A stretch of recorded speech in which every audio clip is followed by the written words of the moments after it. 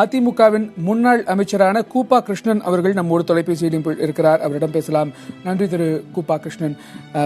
இந்த தருணத்தில் முன்னாள் முதலமைச்சர் ஜெயலலிதா அவர்கள் நம்மோடு இல்லை. அவருடைய உடல் நல்லடக்கமானது நிறைவடைந்திருக்கிறது. இந்த தருணத்தில் அதிமுக தொண்டர்களுக்கும் பொதுமக்களுக்கும் நீங்கள் பகிர்ந்து கொள்ளக்கூடிய செய்தி என்ன? அம்மாவுடைய அமைச்சரவையில் 5 ஆண்டு காலம் அவர்களோடு அமைச்சராக இருந்து பணியாற்றிய ஒரு பெரிய தவத்தை எனக்கு அவர் வழங்கினார்கள்.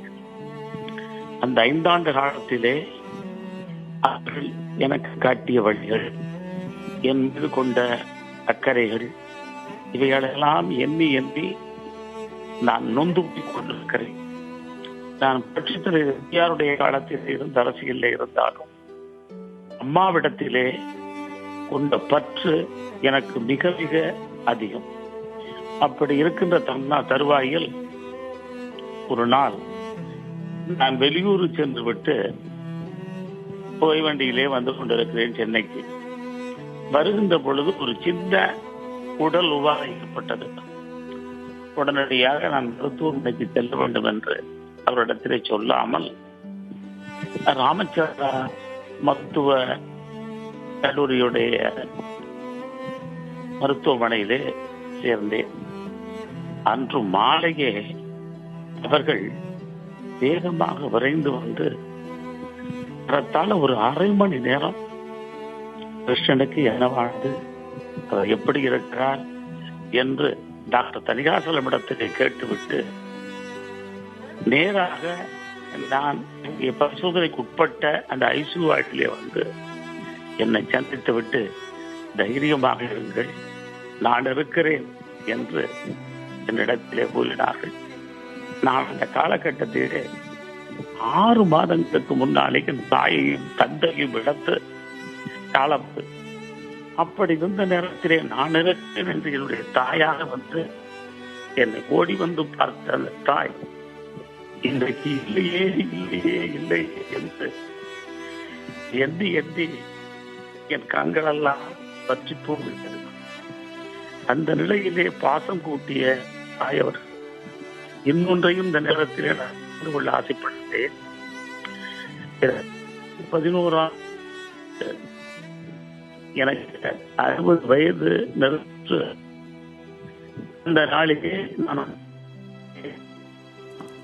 என்னுடைய கல்வி 60வது வயதிலே தீர்த்த போட்டி ஏற்படுகிறார். எனவே ஒரு மாங்கல்யத்தை நான் எடுத்து நான் பிடித்து வருகிறேன். நீங்கள் உங்கள் என் மனைவினுடைய கழுத்தை ஊட்டுகிறேன் என்று கேட்டேன். அப்பொழுது ஒரு சொன்னார்கள், இப்படி செய்வது நல்லதல்ல, நீங்கள் திருக்கடையூர் போங்கள், அங்கே திருமணத்தை முடிந்துவிட்டு என்று சொன்னார்கள். நடந்தே கேட்டேன். திருக்கடையூரிலே என்ன செய்வது, யாரை அணுகுவது என்று எனக்கு தெரியுமா என்று சொன்னேன். நீங்கள் போங்கள், காரியம் நடக்கும் மரியாதை நடந்தார்கள். நான் போன பொழுது எனக்கு முன்னாலே அந்த திருக்கடையூரிலே அர்ச்சனை கொண்டு எல்லோரும் என்னை வரவேற்று அந்த பூர்த்தியை நடத்தி என்னை வழியனுப்பி வைத்தார்கள். அப்படிப்பட்ட தாயை இன்றைக்கு இழந்து துடிக்க நான் மட்டுமல்ல, இதோ நான் மக்களுக்கும் எத்தனையோ